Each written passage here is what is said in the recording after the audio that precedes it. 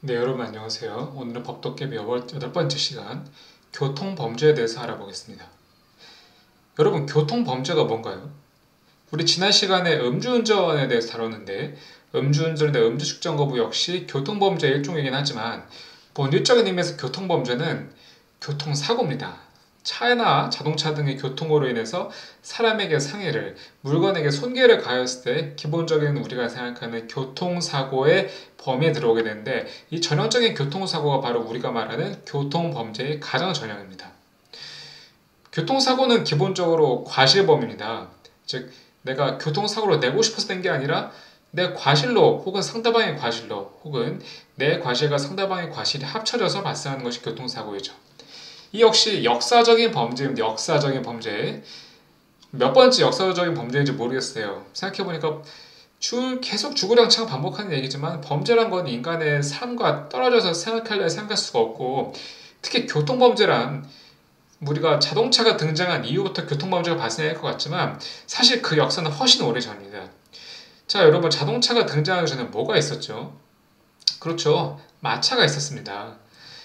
지금도 마차가 있죠. 뭐 마차든 자동차든 간에 말이 끌든 엔진이 끌든 간에 사람이 자신의 동력이 아닌 다른 물건이나 말을 이용해서 자신의 운송수단을 이용하게 하는 것이 이제 전통적인 의미의 교통인데 이 교통 범죄는 옛날에 마차 시대에도 흔하게 있어왔고 특히 산업혁명을 전후해서 런던에서 마차의 그 빈도가 급격히 증가했는데 이 마차가 뭐가 문제냐면은 자동차보다 마차가 느리니까 훨씬 더 안전할 것 같지만 사실 마차는 제어가 잘 안 된다고 해요.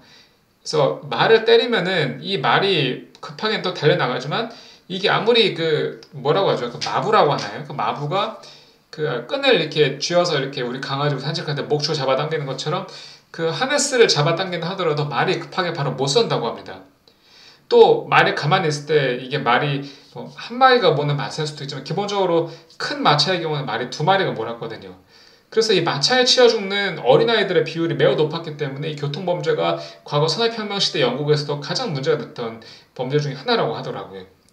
그래서 어쨌든 이 역사적인 범죄에 이제는 말이 아니라 이제 석유도 이제 휘발유나 경유가 아니라 전기로 수소로 가게 되는데 그 연료가 뭐가 됐든 매체가 뭐가 됐든 간에 이 교통이라는 개념 자체가 사라지지 않는 이상 교통 범죄는 마찬가지로 사라질 수가 없습니다. 아무리 기술이 발전하고 블랙박스 영상이 화질이 개선이 잘 되고 음성까지 녹음된다 하더라도 결국 사람이 하는 거기 때문에 이 교통 범죄는 우리 삶과 뗄래야 뗄 수가 없고 뭐 우리 요새 많이 나오는 그 뭐 자율주행이네 뭐 AI네 이런 것들이 나온다 하더라도 결국 자율주행에서도 사고가 발생했을 때는 그 자율주행을 세팅한 인간에게 형사책임까지 전가될 수 있는 부분이 존재할 것으로 예상되기 때문에 교통범죄는 뭐 앞으로도 몇백 년간 우리 삶의 중요한 이슈 중에 하나일 것입니다. 자, 잡설은 그만하고 오늘의 두 번째 주제는 이 교통범죄 중에 요새 가장 이슈가 되는 거죠. 이 우회전은 도대체 어떻게 하는 거냐. 이거 작년에 도로교통법 및 관계법령이 개정되었을 때부터 정말 계속 경찰도 잘 알기 어렵다는 떡밥이었는데 제가 일전에 이렇게 민방위 훈련을 갔을 때 도로교통공단에서 나오신 분이 이 떡밥을 정리해 주셔가지고 오늘 여러분과 좀 우회전하는 적법한 방법에 대해서 얘기를 나눌까 합니다. 근데 교통법을 다루는데 생활법을 다루는데 왜 우회전 얘기를 하냐면요.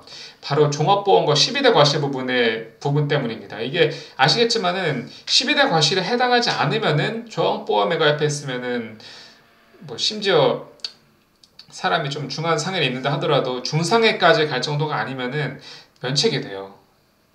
물론 뭐 보험의 커버리지에 따라 이제 면책이 되는 경우도 있고 안 되는 경우도 있겠죠. 기본적으로는 종합보험이라는 개념이 책임보험이 아닌 종합보험까지 가서 비싼 보험료를 내는 거는 이런 12대 과실에 해당하지 않을 경우에 나를 이제 그런 이제 그 교통범죄로부터 그 면책을 하기 위해서기 때문인데 우회전이 뭐가 문제냐면은 우회전을 잘못하게 되면 이게 신호위반으로 잡힙니다. 신호위반 또는 이제 교통안전 표지 지시 위반이 되게 되는데 이게 문제가 뭐냐면 12대 과실 중에 신호위반과 그 지시위반이 있기 때문에 우회전 한번 잘못해서 사고 발생하면 종합보험이고 뭐고 다 필요 없이 면책이 안 된다는 게 핵심이죠. 그래서 우회전을 잘해야 돼요. 자, 시작하겠습니다. 이 법률이 좀 복잡하니까 잘 따라오셔야 됩니다. 우선 교통사고 처리 특례법이 있어요. 교통사고 처리 특례법은 말 그대로 교통사고 처리에 있어서의 특례를 규정해 놓은 겁니다. 어떤 특례냐면요. 기본적인 구조는 12대 과실에 해당하지 않는 12대 과실은 예외적인 경우가 아닌 이상 면책을 시켜주겠다는 겁니다. 어떻게 면책시키냐면요. 뭐 나중에 보겠지만 기본적으로는 이제 피해자의 명시한 의사에 반해 공소 제기 없어야죠. 우리 지난번 폭행이나 명예훼손에서 봤듯이 반의사 불벌죄를 이제 규정하고 있어요. 그래서 일단 반의사 불벌죄만 보면은 상대방과 합의만 하면은 처벌 자체가 되지 않습니다. 폭행이나 명예훼손죄랑 마찬가지로. 근데 우리가 이따가 제가 이거를 앞에다 놨었는데 뭐를 뒤에다 놔버렸네요. 뒤에 먼저 가죠.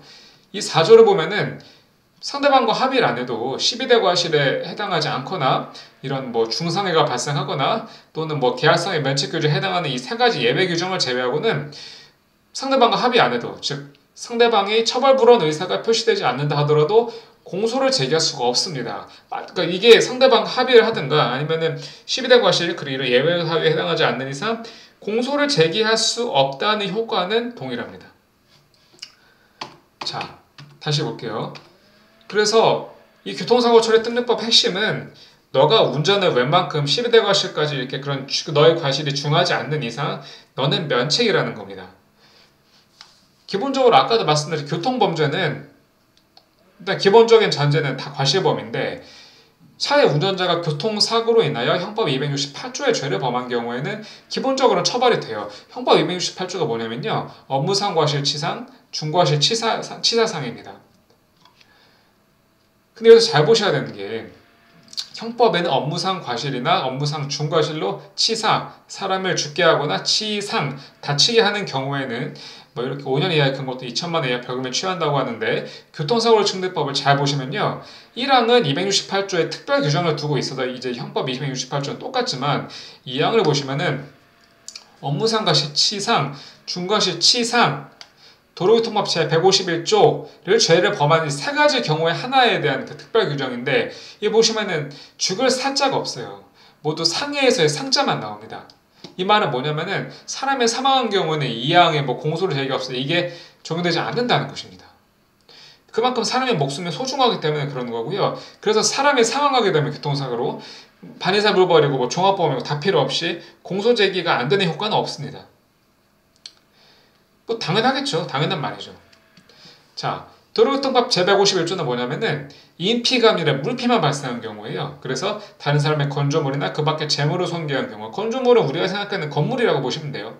건물이나 뭐 표지판 이런 것들, 그 밖에 재물을 손괴한 경우, 그러니까 사람이 안 타 있는 차를 의미하는 거겠죠. 그래서 인피가 아니라 물피만 발생하거나 인피 중에서도 사망의 결과가 아닌 상해가 발생한 경우에는 피해자의 명시한 의사에 공소를 제기할 수 없거나 이 종합보험에 가입된 경우에는 마찬가지로 공소를 제기할 수 없는 공소 제기를 할 수 없는 효과에 있어서의 공통점을 갖습니다. 그래서 우리가 교통사고를 부득이하게 발생할 경우에 대해서 가장 먼저 해야 되는 것은 종합보험 가입이죠. 결과적으로 종합보험에 가입되는지 여부와 무관하게 합의를 하게 되면 공소제기 효과가 없지만 교통사고 합의금이 여러분이 생각하는 것보다 사실은 이게 굳이 뭐 당연히 너무나 다행히도 사망의 결과를 피한다 할지라도 교통사고로 상해를 입으면은 이게 그냥 뭐 계단 내려가다 넘어지거나 이런 거와 다르게 교통사고는 굉장히 위험하기 때문에 이게 후유증이 언제 발생할지 모른다 하더라고요. 저도 의학 전문가가 아니지만 교통사고로 인한 후유증은 보통 교통사고로부터 수년이 지난 뒤에도 발병할 수 있고 또한 청소년이나 어린이가 교통사고에 상해를 입은 경우에는 그것이 성장에 장애를 가져와가지고 정말 10년 지난 뒤에 우리 애가 왜 이러지 열어보니까 10년 전에 교통사고 때 성장판을 다쳐버린 거예요. 그래서 이 교통사고는 다시 말해 교통범죄가 뭐 별게 아닌 거예요. 고유범이 아니라고 하더라도 결국 그 결과가 일반 폭행 상해나 명예훼손 모욕보다도 훨씬 중할 수 있는 거고요. 실제로 우리나라가 교통사고 발생률도 높고 교통사고가 발생했을 경우에 그런 상해나 이제 사망의 위험률도 높다고 합니다. 기본적으로는 제가 그 민방위 교육 갔을 때 도로교통공단에서 나오신 분의 말씀에 따르면은 우리나라는 교통 관련 법령에 굉장히 운전자 친화적이라고 하더라고요. 뭐 이제 그것을 이제 보행자 친화적으로 바꾸기 위해서 노력 중인데 기본적으로는 우리가 산업화 시대에서 자동차를 빨리빨리 팔고 자동차 산업 육성시켜야 되니까 입법 정책적으로 운전자 친화적인 교통관계 법령을 만들어서 이렇게 공소를 제기할 수 없는 효과를 두 가지를 두고 있는데 뭐 그거는 뭐 역사적으로 그렇다는 거고요. 뭐 개별적인 경우에서는 꼭 그러진 않겠죠. 개별적인 경우는 뭐냐? 자, 이렇게 사람과 합의한다 하더라도 혹은 종합보험에 가입되어 있다 하더라도 보십시오. 운전자가 1항 이르 업무상과 시 치상죄 또는 중과시상죄 범하고도 피해자를 구호하는 등 54조 1항에 따른 조치를 취하지 아니하고 도주하거나 피해자를 사고장소로부터 옮겨 유기하고 도주하거나 이게 뭐냐면 쉽게 말해서 뺑소니입니다. 피해자를 사고장소로부터 유기하고 뺑소니하는 경우는요. 이거는 우리 다음 시간에 뺑소니에 대해서는 더 심층적으로 다룰 테지만 이거는 정말 악질적이죠. 이건 교통사고를 은폐하기 위한 적극적인 노력이 있다고 봐서 이거 법정에는 굉장히 강합니다, 여러분들. 피해자 사고장소부터 옮겨서 유기했으면 자신의 범행을 은폐하는 것뿐만 아니라 피해자에 대한 응급조치도 어렵게 하는 정말 악독한 범죄이기 때문에 뭐 이렇게 악독한 도주나 일반적인 도주 모두 피해자와 합의를 하든 종합보험에 가입되어 있든 뭐 나발이고 자시고 공소를 제기할 수 없는 효과가 없기 때문에 공소 제기 대상에 해당합니다. 또한 이게 뭐 상해도 발생했는데 뭐 합의를 하거나 이제 종합보험 가입돼 있어도 응급실정 요구 거부하는 경우에는 뭐 공소제기를 여전히 가능한다는 거죠. 이게 왜냐면은 응급실정 사고 발생에 응급실정 거부했다면은 사실 이 사람 술 마셨다고 볼 확률이 높거든요. 그리고 지난 시간에 말씀드렸다시피 음주운전으로 인해 사고 발생 위험률이 굉장히 높아진다는 건 뭐 제가 굳이 말씀을 안 드려도 다들 아실 거니까. 와 다음 각구 어느 하나에 해당하는 행위 이로해서 같은 죄를 범한 경우는 그러지 아니한다. 이게 바로 12대의 과실입니다. 12대 과실. 12대 과실에 대해서 볼게요. 아이고 제가 12대 과실을 뒤에다 놨네요. 12대 과실은 말 그대로 과실이 12가지라는 거예요. 12가지 과실 중에 하나에 해당하면은 내가 도주도 안 했어. 그리고 사람이 사망하지도 않았어. 그리고 내가 종합보험에도 잘 가입돼 있어.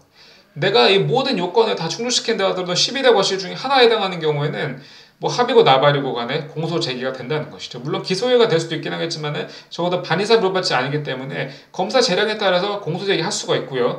또 이거 공소 제기되면은 뭐 대부분 처벌 대상인 거죠. 그래서 제가 아까 말씀드렸다시피 이 12대 과실이 그러면 이게 정말 엄한 거냐고 생각하면 당연히 하지 말아야 될 건데 문제가 뭐냐면은 아까 말씀드린 그 우회전 같이 그 우리가 좀 일상생활에서 헷갈리는 법규도 있지 않습니까? 이제 그런 것도 12대 과실로 직접적 연결되는 것들이 있어요. 여기 보시면은 하나 예를 들어 봅시다. 중앙선 침범 이거 당연히 안 되는 거죠. 근데 제한속도 시속 20km 초과해서 운전하는 경우는 이게 각각 우리나라 운전자들이 내비게이션에서 그 과속 카메라 없으면은 기본적으로 7, 80 이상 달리는데 여러분들 시내 주행 그 제한속도 50km인 거 아시죠? 올해부터 10km 다운됐지 않습니까? 그래서 내가 72km로 달리면은 내가 뭐 신호위반도 안 하고 중앙선 침범도 안 했는데 12대 과실에 바로 해당해 버리는 거예요. 제한속도로 시속 20km 초과해서 운전한 경우면은 이게 무슨 엄청난 과속을 한 것도 아니고요. 사실 속도 7, 80이면은 물론 이게 과학적으로 빠르다고 해가지고 제한속도를 다운시킨 건 맞지만 뭐 사실 경우에 따라서 뭐 지방도로도 이제 편도가 큰 편도 뭐 N차로가 될 수 있기 때문에 충분히 이게 무슨 과속인가 싶어도 여기는 제한속도가 50이고 다만 과속 카메라가 없으니까 관행적으로 다들 그렇게 다니지만은 여기서 사고 나는 경우에는 꼼짝없이 공소제기 대상입니다. 또 있어요. 뭐 음주운전 이런 거 뭐 당연한 거고 뭐 보도 침범 당연한 거고. 근데 보도 침범도 의외로 이게 보도가 설치된 경우에 도로를 아니 누가 운전자가 보도를 침범하려고 생각할 텐데 이게 은근히 그 건물 주차장 들어갈 때 발생하는 사고들이 정말 미세한 접촉으로 인해서 사람이 잠깐 그냥 턱 한 경우에도 이게 뭐 보도 침범했다고 봐야 되는 거거든. 왜냐하면 실제로 교통사고가 보도 위에서 일어났거든. 나는 그냥 저기 기계식조장에 차 대고 그냥 식사하러 가려고 그랬는데 이게 내가 후방 카메라가 그냥 약간 뭐 먼지가 껴가지고 안 보이다가 이게 사람 치게 되면은 이거 뭐 상해 정도가 중하고 경험을 떠나가지고 무조건 공수제기가 된다는 거예요. 또 있어요. 뭐 어린애 보호구역은 말할 것도 없고요. 이거 저기 화물차 운전하시는 분들 자동차 화물이 떨어지지 않도록 필요한 조치를 하지 않은 운전 이게 뭐냐면은 요새 그 막 택배 하시는 분들이 물론 뭐 대형 택배사들은 이런 것들이 잘 돼 있긴 하지만 가끔 가다가 그 택배 화물차들 보면은 뒤에 자물쇠가 시정이 안 된 경우가 있어요.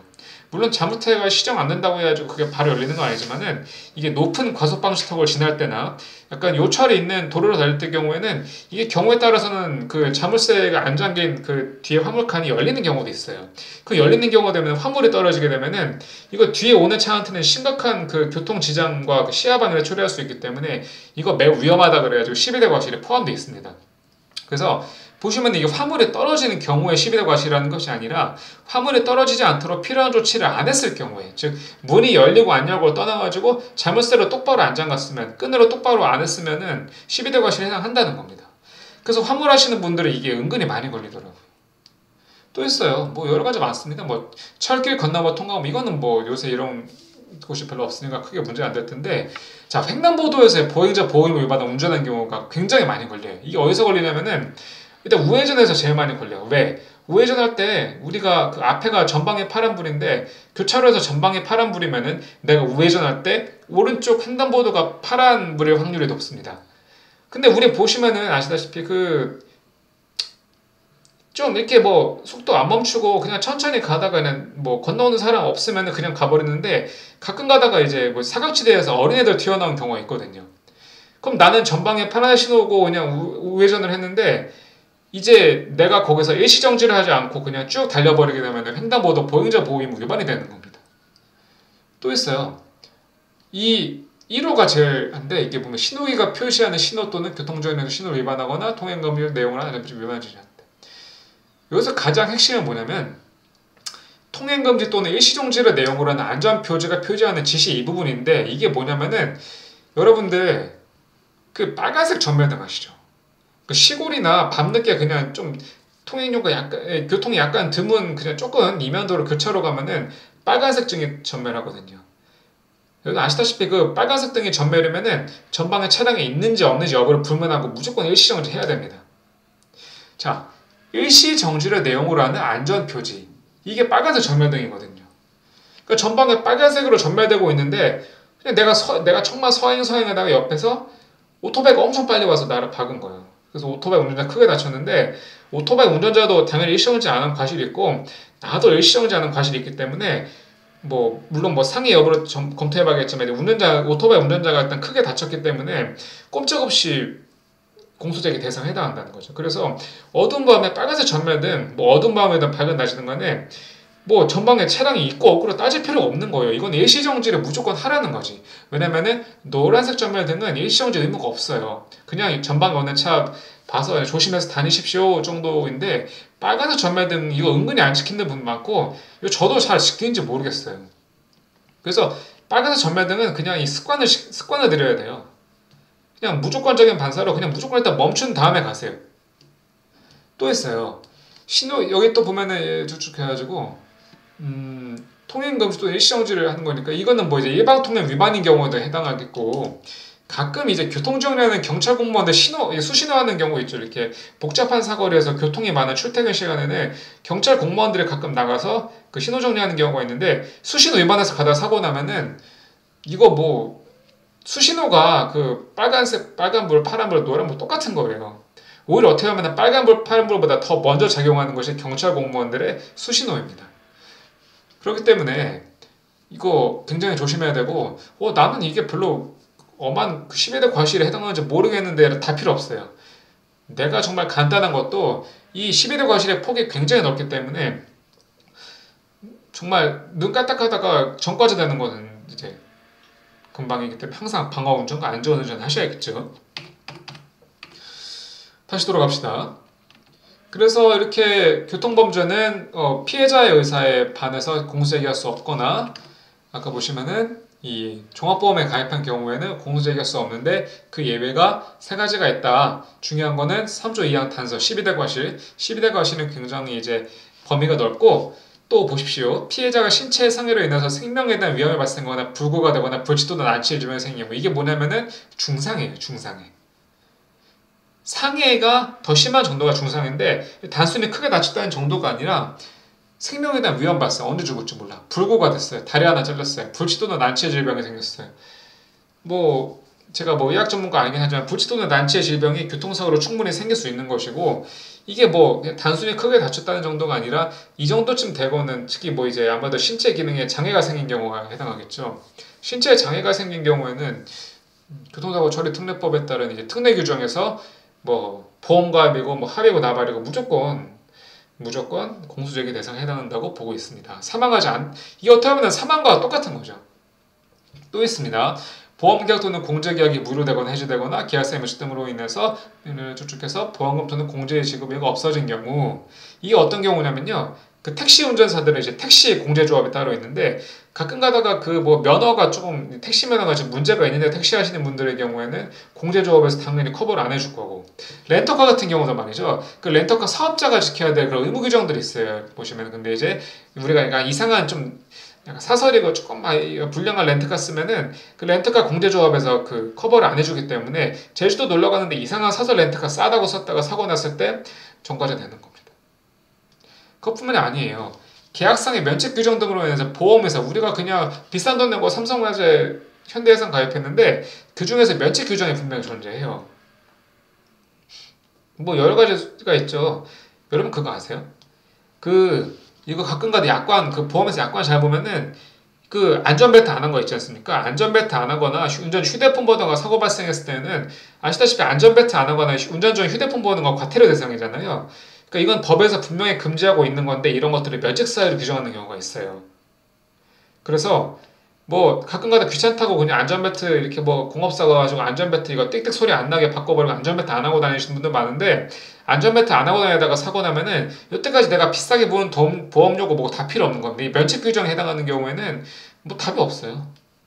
그렇다고 우리가 뭐 면책 규정이 있기 때문에 뭐 안전벨트를 잘하지 이런 취지가 아니라, 우리가 정말 기본 법에서 하지 말라는 기본은 내 스스로의 안전과 내 스스로의 생명을 위한 것이기 때문에, 그래 내가 기본만 잘 지키면은 이 계약상 면책 규정으로 인해서 보험으로 보호가 안 될 이유가 없습니다.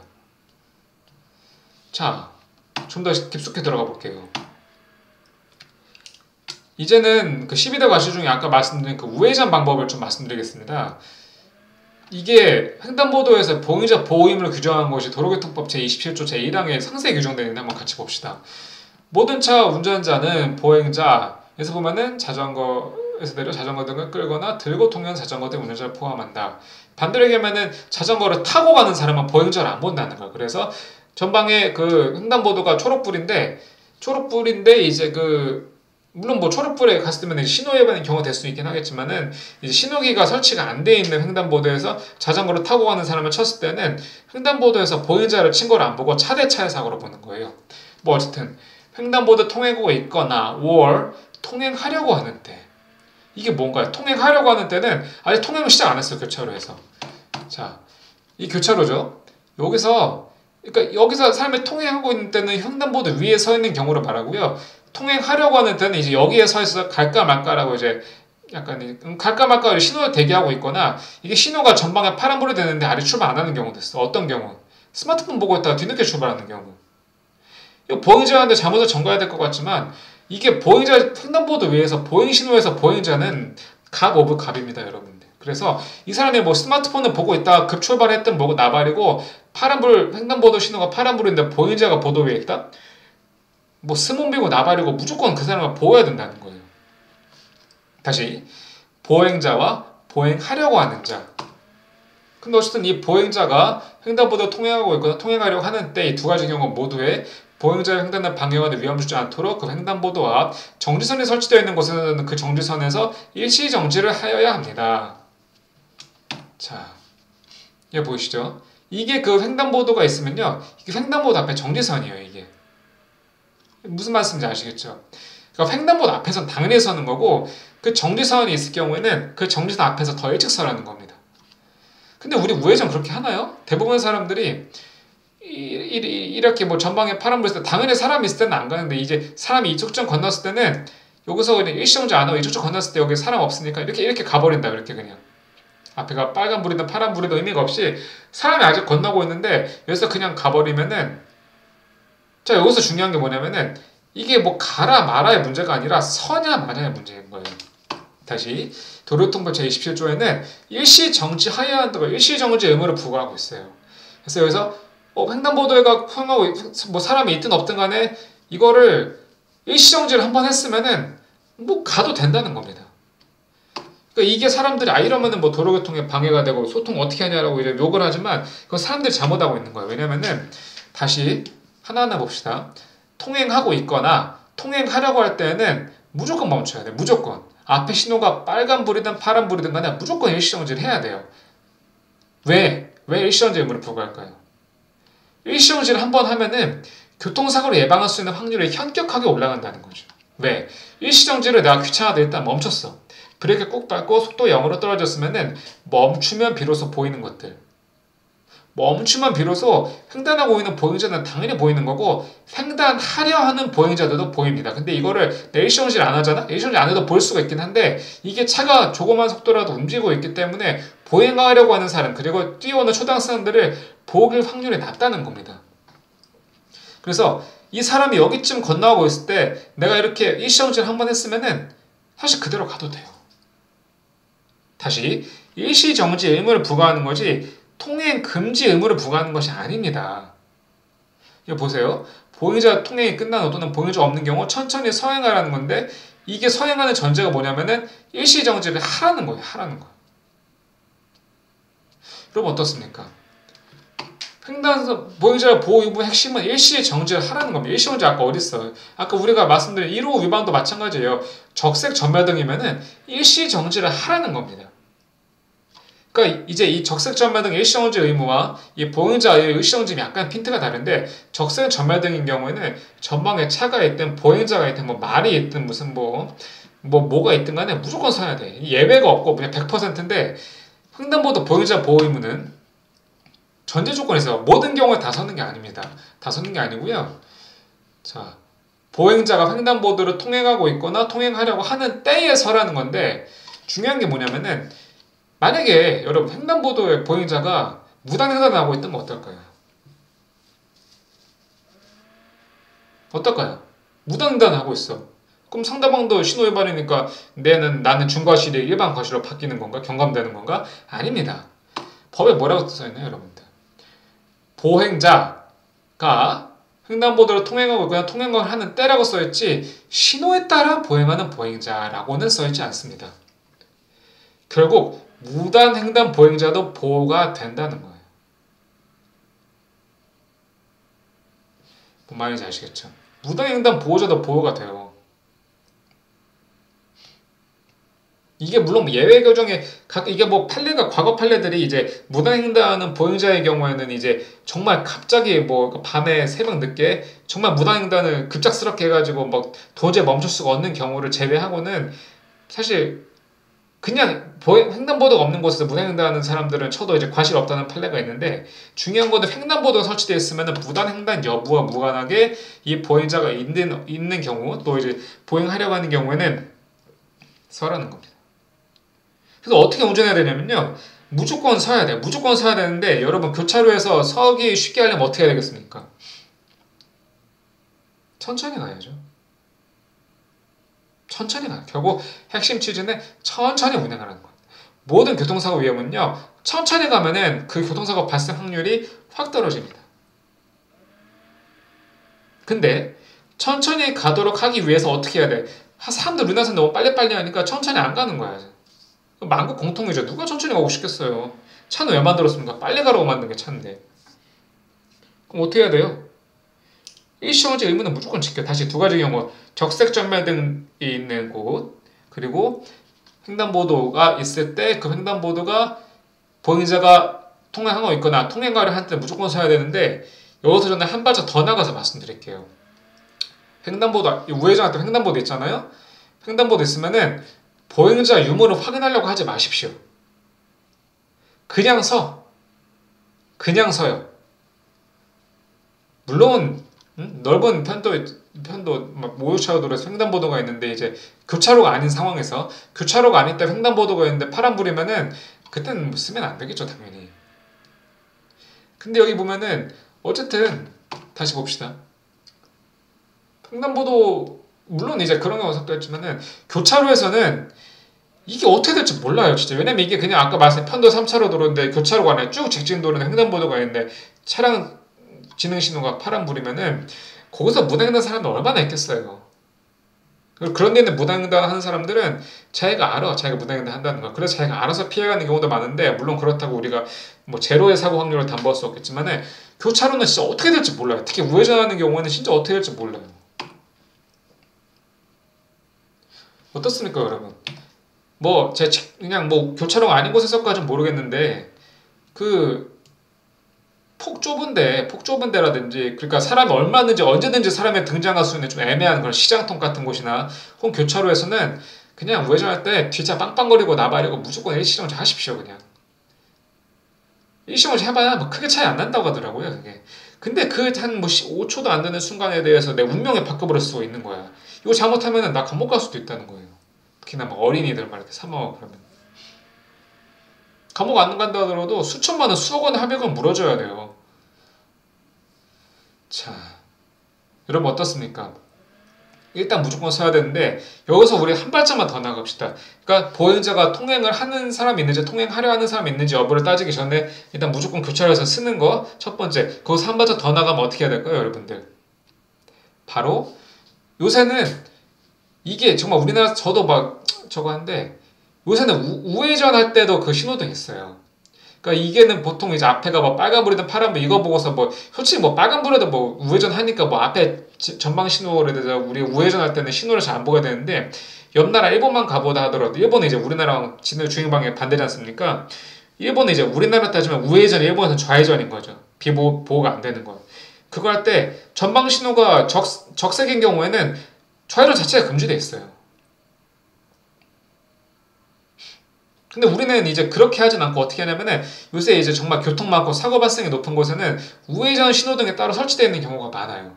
저도 몇 개 그런 게 봤는데 문제가 뭐냐면 우리나라 사람들 교통의식이 우회전할 때는 신호를 안 보고 간다는 인식이 많고 그냥 횡단보도에 사람이 있는지 없는지 여부만 확인하자는 게 핵심이라 가지고 우회전할 때는 신호를 안 보는 게 약간 국룰처럼 잘못 퍼져 있기 때문에 우회전 신호등을 따로 둔다 하더라도 그걸 잘 안 지키더라고. 특히나 막 밤늦게 이럴 때는 뭐 올림픽대교 이렇게 한강대교 건널 때 가끔 보면은 그 램프선 들어갈 때 그 램프 들어갈 때가 나올 때 신호등 있는 경우가 있어요. 근데 신호등 잘 안 지키거든요. 근데 그 신호등 안 지키는 순간 어떻게 됩니까, 여러분들? 이거잖아요, 이거. 신호 위반. 이건 이때는 무슨 보행자 의무를 갈 것도 없어요. 그냥 신호 위반으로 끝나버리는 겁니다. 게다가 여러분들요, 11의 과실이 이렇게 여러 개 경합하지 않습니까? 경합하면은 이게 또 그 가중처벌까지 아니라 할지라도 불리한 양형 요소에 해당할 수가 있어요. 왜냐면은 그 검찰이 공소장을 작성할 때는요, 그 12대 과실에 해당하는 경우는 12대 과실 몇 호를 위반했는지 쓰게 돼 있거든요. 근데 보십시오. 교통사고 처벌법 3조 2항 제1호 위반했지. 그 우회전 신호기 안 따라 빨간불일 때 우회전했을 경우 1호 위반이지. 그리고 그때 거기가 횡단보도 설치돼 있을 때 보행자 통행하려고 했을 때도 갔으면은 이거 보행자 보임 위반에 해당해. 6호도 해당해. 그러면 만약에 그 우회전하는 속도가 70km였다. 물론 70km 우회전하는 속도가 없겠지만은 막 특별한 경우에는 우회전하는 속도가 정해진 경우도 있거든요. 그러니까 어린애 보호구역에서 이제 우회전하는 경우가 있는데 그럴 때 막 시속 50km로 우회전하는 순간 3호에도 해당돼요. 거기다 술까지만 했으면 8호에 해당해요. 어린애 보호구역이면 11호에도 해당하겠네. 만약에 그게 화물차였는데 열쇠 안 채웠다 12호 1호 이 정도 되면요. 그냥 법정 구속 전에 그냥 구속됩니다. 수사 단계에서.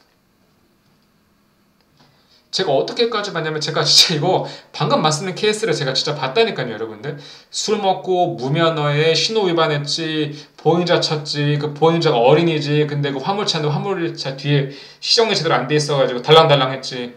이거 그냥 구속됐어요. 그거 뭐 변호하고 말 것도 없이 그거는 그런 경우는 어떻게 보면 변호하기도 쉬운 게 뭐 할 말이 없는 거야. 그 어느 변호사 찾아가도 뭐라고 말하겠어요, 그거.